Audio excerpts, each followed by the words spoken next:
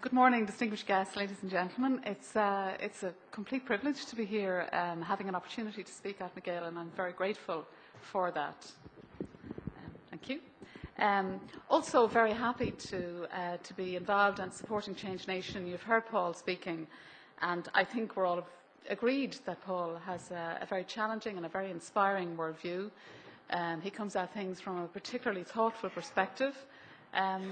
And is providing what I think is really wonderful leadership to lots of young Ashoka Fellows all over Europe, as he is now Europe Director, but his reach is broader than that. So I think he's a wonderful presence to have, and we're always happy in GNO to support Change Nation, to support what Ashoka are doing, and also very happy to be supported by Ashoka.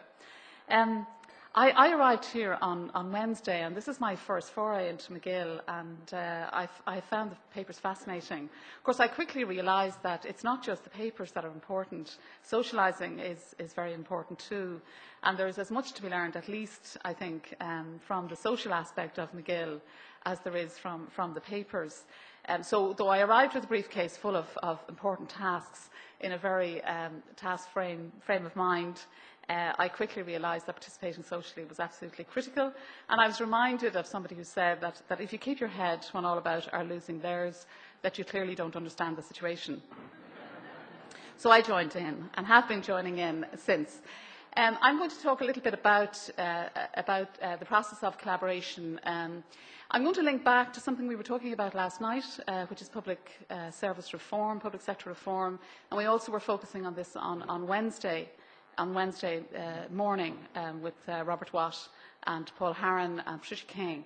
Very interesting session for those of you who are there. I'm going to talk briefly about the opportunity we have to reform public services. I'm going to say a couple of things about what I think is involved in seizing that opportunity. I'm making an argument for putting the citizen at the centre of that reform. I know this is often said, but I think it's critical, not just as a way of achieving quality and cost effectiveness, but also as a means of giving us some kind of common premise, as a benchmark that we can measure the contributions of all concerned. And it's very important, I think. And finally then, I'm just going to give an example of the work we're involved in GENIO, which brings this beyond the rhetoric into reality and the part that we're trying to play in putting people at the centre of the design and delivery of services that they need to support them. Okay? So, the opportunity to redesign public services. I won't go on too much about this because I think it's been said a number of times this week. The main point I really want to make about this is that the economic boom allowed us the luxury of simultaneously funding some very enlightened initiatives while sidestepping nettles that needed to be grasped. And we generally did this by putting initiatives alongside, onto the margins of already expensive, large expenditure programmes. But the sharp contraction that we're now experiencing requires us to grasp these nettles, to meet these challenges. And of course, these are not challenges that are unique to Ireland. These are challenges being faced in other jurisdictions. And I think that the precept of John J. Chapman, where he talks about reform consisting of taking the bone from the dog, is a much safer guide for us than the kind of win-win optimistic sloganeering that we sometimes hear as we face into this challenge. So what's involved in seizing the challenge? Well, in a short few minutes, I'm not going to dwell too long on that, but I think the most important thing is to take the full measure of the challenge that's involved. My sense is that we have a number of oversimplistic assumptions and poorly thought through strategies which just won't serve us well, and I'll just itemise a couple of these so that we can try and put them to bed. One such assumption is that all we need to do is to demonstrate evidence of how to design services that are producing better outcomes more cost effectively, and that widespread adoption will just spontaneously follow. And of course, it's utterly naive to think that this might happen. Resistance to change is not going to gracefully surrender in the face of irrefutable evidence, and key stakeholders in this terrain are not disinterested empiricists. Another common assumption is that investment in expensive, professionally staffed services automatically translates into good outcomes. And while it is certainly true that many of our innovative and committed leaders are indeed professionals, it's also the case that some of the poorest performing services in terms of adding value to people's lives are also staffed by highly paid professionals. So, shirking the pain and rigour of hard thinking leaves us prey to superficial, almost sloganeering remedies. Another of these is reducing the number of community and voluntary agencies. Indeed, this almost commends itself as a no-brainer. Certainly, the development of locally responsive shared services that would reduce back-office costs would be a worthwhile achievement. But I think competently incentivised and executed, this could be achieved without calling for agencies to merge, to lose their identity, or to go out of business altogether. And in fact, an insistence on culling agencies in this sector is ill-judged, I think, and it's politically risky. Any of you who know this sector will know that the particular origins and ethos of groups there are very heartfelt. So I think this is a case where sometimes the no-brainer epithet contains a literal truth. The blanket application of crude percentage cuts is another example of avoiding serious thought. And what this does is that it acts as a disincentive to efficiency. It encourages agencies to maintain off-radar pockets of inefficiency, which they know they'll need to offer up for future rounds of cuts. So we need to develop the capacity to discern and moderate decisions on the basis of efficiency performance. Now, we often hear calls for more ruthless aligning of resources to national policy objectives, and I'm sure, Minister Fitzgerald, you're well aware of the difficulties of both collecting budgets around you and then trying to align budgets against specific objectives. Linking funding to validated delivery of outcomes goes hand in hand with this kind of exhortation, and Anne Connolly spoke about this very clearly from the back of the hall on Wednesday morning. Now, as high-level objectives, these are, of course, unassailable, but the complexity of challenge associated with any serious and sustained intent to deliver on these objectives requires sophisticated strategies that are adequately informed and considered. And clarity of thought and resilient resolve are just sine qua nons of serious endeavour to land such an ambitious programme of change. So, putting the citizen at the centre and taming the vested interests, which is what I called this presentation, the commitment to, and I quote, a more customer-focused approach to the delivery of public services, which puts the public at the centre of public services, was contained in towards 2016. Now, what social partnership delivered was what seemed to be win-win solutions for all concerned, except arguably for those in need of public services, and most notably for those who are marginalised and need support to become included as valued citizens. This theme is continuing, so the Croke Park Agreement refers to working together, focusing more on the needs of the citizen, building an integrated public service in this direction. I think it's fair to say, and I'm more confirmed having sat through some papers this week, that the jury is still out on whether Croke Park is being implemented primarily in the interests of the public or whether it represents a damage limitation vehicle for embedded interests. So given the different and conflicting interests, the only safe guide, I think, is to put the citizen at the centre of the design of public services, because this forces everybody else into the appropriate position, that of being of service. And of course, the most compelling case for reform is best put by those to whom it matters most. So putting the citizen at the centre of the design of services is important for quality. It also makes best use of resources. But critically, it offers another possibility for us, and that is that it could provide a common premise against which the contributions of all can be measured. Now, of course, for this to work, we need to make expectations explicit at the operational and the strategic level. But I believe, at least, that it's the lack of having any kind of common premise to work back to or forward from that's really at the heart of our difficulty in making progress in this country at the moment. So harnessing cross-sector collaboration and what we're doing in Genio. Just firstly I'm sure very few people in the room have heard of Genio, so just to explain. The impetus for Genio came about from three things. Firstly, the recognition that there are good and able people in every sector who want to make a difference, and that's what Paul and his colleagues are really trying to do and what we're all trying to help to do together. Secondly, there's a clear need for a better customer focus in the public service. And thirdly, a personal desire to work alongside others to make a difference to people who are marginalised. It was established in 2008, and our objective was to foster cross-sector collaboration involving key stakeholders to personalised services. Now, I was determined in putting it together that we wouldn't be another organisation offering commentary, that we would actually try and do something as useful as practically implementing national policy that is in the interests of people who are in danger of being excluded. So the sectors we're working with are public, private and not-profit. The fields we're working in so far are disability, mental health and older people, particularly focusing on those with dementia. And just to let you know that we currently have 47,000 people in the country with a diagnosis of dementia. And by 2041, that figure is going to rise to 147,000. So that's a number of us in this room. It's a very real challenge coming down the track. We've had some talks with people in the children's area, and we believe that the model that we've developed has wide applicability across the public service, particularly where the state has an interface with the citizen with an enduring vulnerability.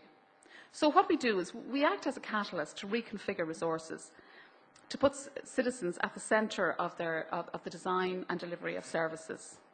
We develop a deep understanding of the fields we're invited to work in, on the basis of the expertise we bring and also through consultation and research. We assess the capacity, the leadership capacity particularly, and the potential that exists in the field. And then we use that as a basis to agree targets with our funders. We bring government and private funding together. We're currently funded on the government side through the Department of Health and HSE, and by the Atlantic Philanthropies on the philanthropic side. And we're now open for business, as they say. We're opening up opportunities for other interested government departments and other private investors to talk to us if they feel we can help achieve a desired change. So just to give you a flavour of the kind of targets that that we've agreed. In disability, we're supporting people in a very person-centred way to move out from institutions, to live in the community, and to work or participate in education or training. And then in mental health, our targets include redesigning services currently provided in day hospitals and day centres so that the outcomes achieved are those that are critical and most important to the people who are receiving those services. And we've agreed those targets in the context of national policy. In the dementia area, we're developing and testing new service models and hoping then that the leadership that needs to be built across the field to help people remain at home, outside nursing homes, continuing to live the lives that they want to live, despite being diagnosed with dementia, that becomes possible, and then that this learning, it's intended, will inform the developing new national dementia strategy. So how do we do it? We work in three different ways. We provide financial support in the form of grants to reconfigure resources. And those grants are advertised nationally. They're evaluated against criteria that reflect national policy. Critically, people who access money through Genio have to have a really compelling sustainability plan to maintain that change beyond the life of a grant. So it's not good enough to come with a good idea and say, well, we'll use your money to do it and we'll have a raffle at the end. People really have to have a very good plan to sustain the change. So we've had 713 applications in the last 3 years since we've opened this. We've given grants of over 10.5 million. Just to give you a flavour, we have 145 projects that we've been so far able to support all around the country. The second thing we do is we build skills and leadership among key stakeholders. So key stakeholders are people who use services, their families and friends, and also service providers, policymakers and service commissioners. And finally then, we measure impact and gather evidence to support refocusing and scaling. So what are we achieving in real terms? Well, through the disability and mental health work, we've reached almost 14,000 people so far.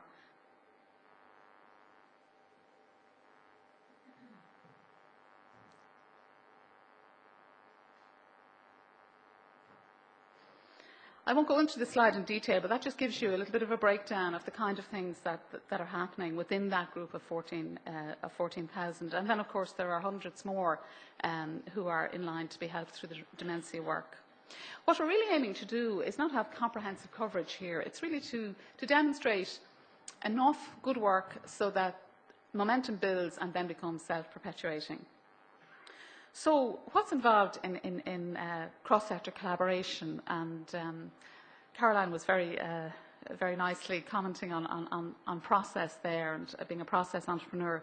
I think the first thing is you really have to understand the strengths that each sector can bring to bear on sustaining the solution. So the government's strength is its power to develop and implement policy and to provide the ongoing funding that allows for scaling up. The not-for-profit and voluntary sector brings the potential for innovating and relative flexibility in a less constrained environment.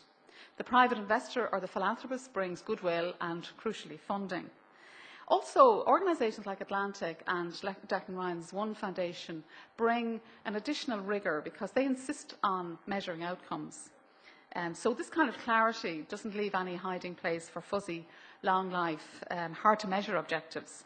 I suggest that the private sector also has something else to offer, and that is its relentless focus on the customer. I think we would do well to take that relentless focus into the public and not-for-profit sectors or citizen sectors. As the title suggests, some walls need to come down for real collaboration to flourish. And I think these walls they essentially concern perceptions and sometimes prejudice. Public servants, for example, can be very wary of philanthropists getting involved. The questions they ask are, what are they going to do on our patch? Whose desk will I land this on? Can they be trusted to do something helpful that will contribute to implementing policy? Will we be expected to pick up the pieces when they leave, as leave they will? And how will we manage that aftermath?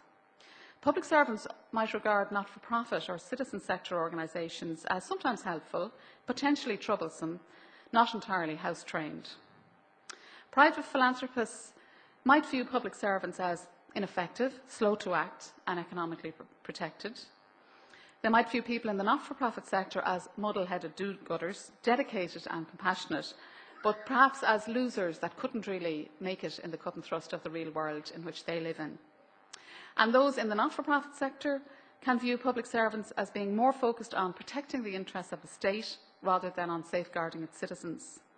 They might regard private investors as potentially helpful, suspect in terms of values at times, and they're wary of the over-application of business principles to a very different world. But within every sector, there are people who want to make a difference, and they understand that they will achieve much more by collaborating than they will do by going it alone. So finally, identifying the strengths and interests and possible barriers to cross-sector collaboration, they're important, but they only get you to the starting blocks. And developing collaborative options means actually meeting the interests of the various stakeholders. What we're doing at Genio is we're offering government a chance to reroute funding in a policy-bound direction through an independent vehicle that uses transparent, accountable and publicly defensible processes. We offer philanthropists and private business opportunities for high-impact social investment through our understanding of how positive change can be achieved and scaled through the relationships we have with statutory agencies and other key stakeholders. Crucially, we're providing opportunities to use private funding strategically to support projects that have a life after the grant runs out. Okay? For the general public, I think we're providing better value for money. And most importantly, for the person who needs the service, we're putting them at the centre of the design and delivery and putting them in the driving seat of their own lives, sometimes for the first time. I'm going to conclude there because time is running out. I think there is a 1-minute video that you were hoping you might be able to stream in from YouTube. So this introduces you to one person at least that has benefited through the work that we're doing, but is representative of many hundreds more. Conor is not completely confident that this might work. It literally is 60 seconds, so bear with it. Okay? Thank you very much. Genio works to ensure that people who are socially excluded get better lives. The socially excluded people we're concerned with are people who have disabilities, have mental health difficulties, are disadvantaged by lack of educational opportunities, are older. I want to be like other people, living on my own in my own apartment and going out to work like everyone else, locking their door after them. Tanya lived in a congregate setting in Rathfarnham with 40 or more people. She didn't have access to a kitchen, she didn't have access to a key for her own door. She couldn't lock her bedroom door at all. She had to write her name on her clothes so that other people wouldn't take them. Well, Genio can be the catalyst for things to happen in this particular area. We can bring resources from the private sector, coupled with resources from government, to ensure that the needs of service users are met. And those needs are to live lives as full as they can in the community, just like we can. Last year we allocated over 3.8 million in 50 grants to help people move in that direction. And last Christmas I woke up in my apartment, in my own place, last Christmas morning, and it was a great feeling.